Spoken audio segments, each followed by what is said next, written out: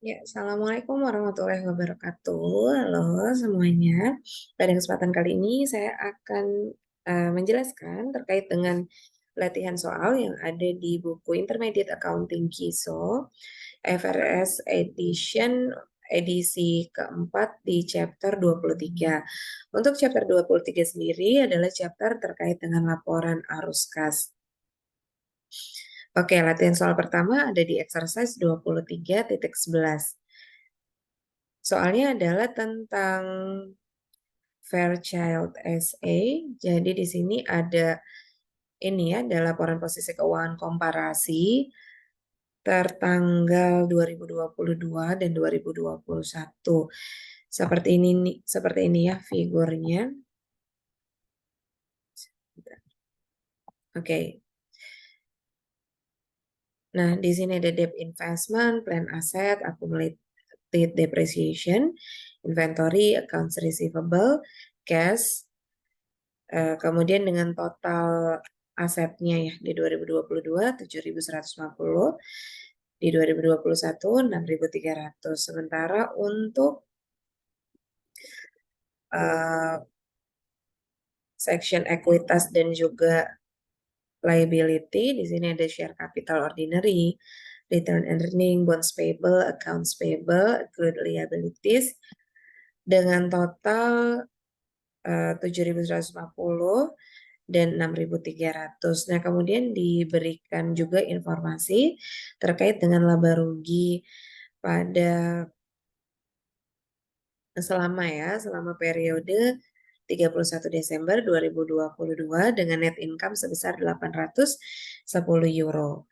Kemudian ada beberapa informasi. Yang pertama adalah selama tahun tersebut itu ada penerbitan 70 euro untuk ordinary shares, tapi untuk pertukaran plan aset. Nah, kemudian no plan asset were sold. Jadi tidak ada penjualan plan aset ya di 2022. Kemudian ada pembayaran cash dividen sebesar 260 euro. Oke.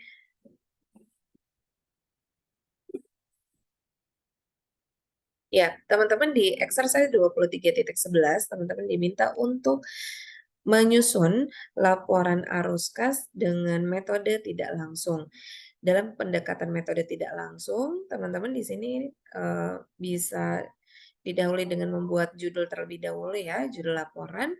Terus kemudian teman-teman menuliskan judul yang pertama adalah terkait dengan cash flow from operating activity. Nah, untuk kegiatan ini adalah kegiatan yang bersifat operasional atau rutin ya.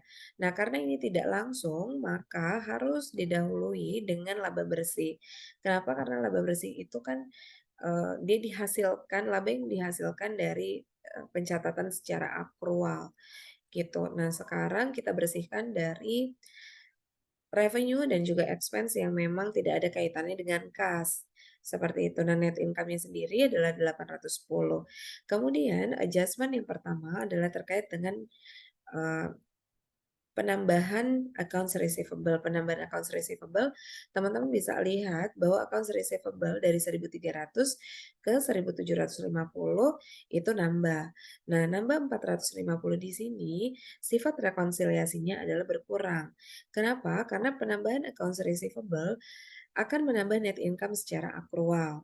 Betul. Nah, akan tetapi penambahan accounts receivable itu kan tidak disertai dengan penambahan kas. Memang dengan adanya accounts receivable yang bertambah, net income-nya bertambah, betul. Cuma dengan adanya accounts receivable sebetulnya kasnya tidak bertambah. Sehingga untuk rekonsiliasinya adalah bersifat kebalikan. Kalau accounts receivable menambah net income secara akrual, maka kalau secara cash basis ini harus berkurang. Oke, nah untuk decrease inventory. Nah, decrease inventory di sini ini sifat rekonsiliasinya adalah menambah net income ya. Menambah net income versi akrual di mana decrease inventory ini bisa kita artikan sebagai penjualan ya, teman-teman ya, sebagai suatu penjualan. Nah, kemudian gain on sale of investment. Gain on sale of investment sendiri didapat 80.000. 80 ini coba kita cek. 80 ini ada di income statement ya, teman-teman. Di sini ada 80. Nah, di sini saya sarankan teman-teman untuk membuat ini ya, untuk membuat jurnal. Kenapa? Karena di sini teman-teman untuk membuat jurnal atas penjualan investment sendiri akan menguntungkan teman-teman pada saat teman-teman akan memasukkan nilai kas masuk di bagian investasi. Seperti itu. Nah, kas masuk atas investasi didapat 250. Nah, ini dari mana? Yang pertama teman-teman harus identifikasi adalah berapa sih investasi yang dijual, yang dilepas. Oke, nah kita lihat ke debt investment yang held for collection. Dari 147, 1470 maksud saya, berkurang ke 1300. Berarti kan di sini dari 1470 ke 1300 itu ada pengurangan 170. Berarti investmentnya berkurang sebesar 170. Oke, nah gainnya sendiri tadi ada di laba rugi sebesar 80. Gain sudah ada 80, investment sudah ada 170. Berarti teman-teman bisa mengidentifikasi cash-nya berarti gain ditambah dengan investment. Seperti itu. Kenapa? Karena di sini kan posisinya gain. Berarti secara logika perusahaan akan menjual 80 lebih tinggi dari investment yang dia dispose. Seperti itu. Jadi cash-nya nanti ada 250 di bagian investasi. Oke, nah sementara gain on sale sendiri itu akan mengoreksi net income di bagian operasional. Ya, walaupun memang apa ya, walaupun ini adalah bagian dari investasi sebetulnya ya, tapi untuk bagian gain-nya sendiri itu masuk ke dalam operasional. Kenapa? Karena salah satu yang bisa mendeterminasi net income adalah gain. Sehingga gain on sale investment sendiri ini dimasukkan ke bagian operating-nya. Nanti hasil dari penjualannya itu akan masuk ke investing. Gitu ya. Nah, untuk gain on sale-nya di sini awalnya kan gain itu di laba rugi, teman-teman lihat dia menambah net income secara accrual gitu karena dia sebagai ya penyeimbang ya teman-teman, penyeimbang di jurnal tersebut sebesar 80. Nah, maka tapi kita lihat ya, sebetulnya kan 80 ini tidak mencerminkan kasnya kan. Yang mencerminkan kasnya adalah 250 gitu. Gain sendiri tidak mencerminkan kas gitu. Nah, karena tidak mencerminkan kas, maka gain ini yang awalnya menambah profit, maka pada saat rekonsiliasi akan mengurangi profit. Oke, nah depresiasi. Depresiasi juga teman-teman harus refresh lagi penjurnalannya. Depresiasi dijurnal dengan cara depreciation expense pada accumulated depreciation, di mana untuk depreciation expense dan accumulated depreciation itu kan keduanya bukan akun kas ya teman-teman. Jadi dengan adanya jurnal itu memang secara akrual net income itu bertambah, cuma tidak ada unsur kas di dalamnya. Sehingga dengan adanya depresiasi net income berkurang. Nah, sekarang berarti kalau mau direkonsiliasi kebalikannya saja. Depresiasi akan menambah net income uh, versinya cash basis ya. Seperti itu. Oke, nah untuk decrease untuk depresiasi 30 ya. Coba kita lihat. Untuk depresiasi 30 ini didapatkan dari adanya kenaikan 1170 ke 1200. Berarti di sini ada depresiasi sebesar 30. Nah, kemudian decrease in accrued liability. Coba kita lihat. Oke, decrease in accrued liability ya, teman-teman. Decrease in accrued liability di sini sifatnya mengurangi. Kenapa, Kak? Mengurangi karena awalnya gini ya. Kalau accrued liability itu kan muncul dengan jurnal seperti ini. Expense pada accrued liability. Ya, di sini jurnal pada saat accrued liability itu bertambah. Nah, kemudian accrued liability berkurang, berarti jurnalnya adalah accrued liability, artinya liabilitas yang sudah dicanangkan, yang sudah diperkirakan, itu betul-betul dibayar. Berarti accrued liabilities pada cash. Nah, dengan adanya pengurangan accrued liability berarti kan didukung dengan pengurangan cash, sehingga di sini decrease accrued liability sifatnya adalah mengurangi, gitu ya. Nah, untuk decrease in AP, decrease in increase in account payable, tahunya dari mana? Teman-teman lihat ke accounts payable dari 800 ke 1.200. Berarti perusahaan dengan kata lain itu menambah utang ya. Menambah utang. Nah, menambah utang kalau untuk indirect method berarti di sini sifat rekonsiliasinya adalah positif, positif 400. Saya rasa sudah cukup untuk item di operating sehingga teman-teman bisa menjumlahkan item operating itu menghasilkan 150.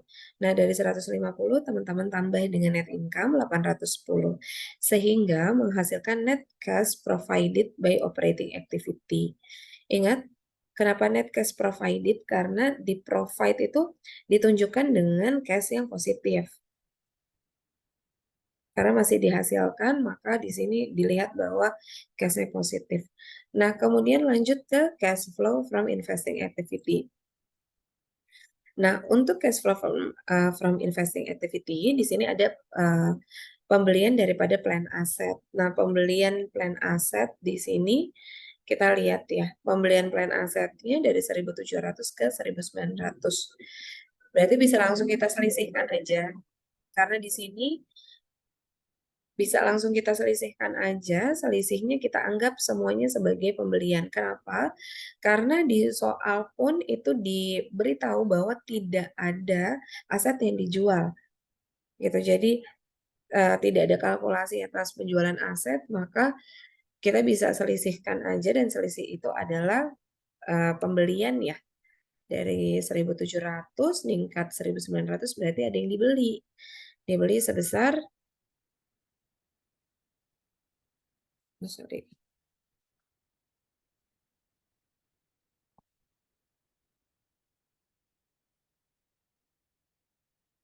Ya, dibeli aset itu nambahnya 200. Cuma kita lihat aset yang 200 itu apakah cash yang keluar juga 200? Karena gini teman-teman, yang akan dicatat di laporan arus kas itu adalah kas yang keluar, kas yang keluar atas pembelian, gitu ya. Nah, kita lihat di sini plan asetnya tadi kan nambah 200 nih, teman-teman. Sudah betul ya, di debit 200. Nah, kemudian ada keterangan bahwa ada isu ya, ada apa namanya?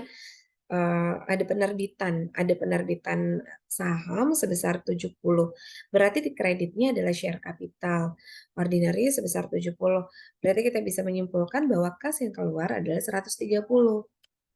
Gitu, bukan 200 ya teman-teman, karena dari perolehan aset 270-nya itu dengan cara menerbitkan saham, sehingga yang akan masuk ke dalam laporan arus kas ini adalah 130. Ya, oke. Nah, berarti karena pembelian di sini sifatnya negatif. Nah, sementara untuk sale of investment di sini penjualan investment.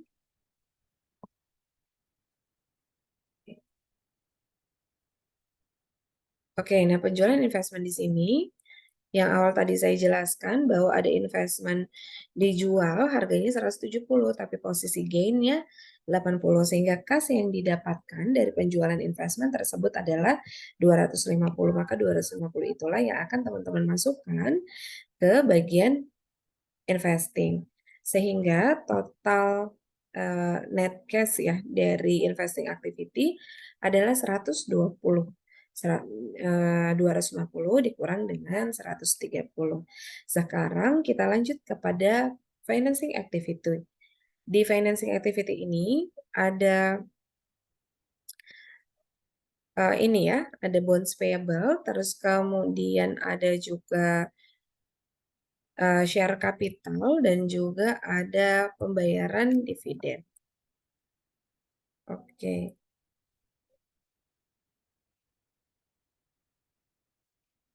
Oke, payment of bonds payable. Nah, kita tahu dari mana sih ada payment of bonds payable? Nah, kita lihat berarti di posisi keuangan ya. Nah, di posisi keuangan bonds payable-nya itu berkurang, teman-teman, 1.650 ke 1.400. Kita asumsikan itu memang karena pembayaran bonds payable itu sendiri gitu ya. Pokok daripada bonds payable sebesar 250. Jadi di sini sifatnya karena pembayaran maka negatif. Jadi arus kas keluar. Nah, kemudian di financing activity selain ada utang, ada juga terkait dengan penerbitan saham. Nah, penerbitan saham ini bisa teman-teman lihat sebentar di share capital ordinary. Nah, share capital ordinary ini dari 1.700 nambah ke 1.900. Oke, nah berarti kan nambahnya 200, tapi dari 200 ini teman-teman sebetulnya yang menghasilkan cash itu hanya 130. Kenapa? Karena dari 70-nya itu kan diterbitkan saham untuk mendapatkan plan aset gitu ya. Sehingga dari penerbitan 200 yang menghasilkan kas hanyalah 130. Karena 70-nya tidak menghasilkan kas tapi menghasilkan plan aset. Gitu ya. Sekali lagi ini adalah laporan arus kas. Jadi yang teman-teman identifikasi adalah nilai yang memang menghasilkan kas atau yang menyebabkan kas berkurang. Nah, kemudian seterusnya ada dividen. Nah, untuk payment of cash dividen ini ada di other information ya. Sebesar 260 karena payment maka arus kasnya juga keluar dan sifatnya adalah negatif. Kalau dijumlahkan untuk net cash-nya ya di sini adalah negatif 380 gitu. Jadi ada penggunaan 380 di financing activity. Oke, nah kemudian teman-teman akan mengidentifikasi net cash baik yang berasal dari financing, investing, dan juga operating. Nah, kalau dijumlahkan totalnya adalah positif 700. Cash beginning 1.100 dapat dari mana? Teman-teman silakan lihat di laporan posisi keuangan. 1.100 itu adalah posisi akun kas di 2021. Itu akan menjadi awal ya, awal untuk 2022. Jadi 1.100 ditambahkan 700. Jadi cash endingnya kalau di laporan arus kas ini adalah 1.800. Nanti teman-teman bisa cek ke buku ya, ke saldo di bukunya. Sudah betul untuk akun kas 2022 saldo bukunya adalah 1.800 juga. Jadi sudah sesuai dengan yang ada di sini. Oke. Sip, kita akhiri dulu untuk exercise 23.11. Nanti kita akan lanjut di video selanjutnya terkait dengan soal, baik untuk soal arus kas secara langsung maupun secara tidak langsung. Oke, saya akhiri video ini. Terima kasih. Semoga video ini bermanfaat. Assalamualaikum warahmatullahi wabarakatuh.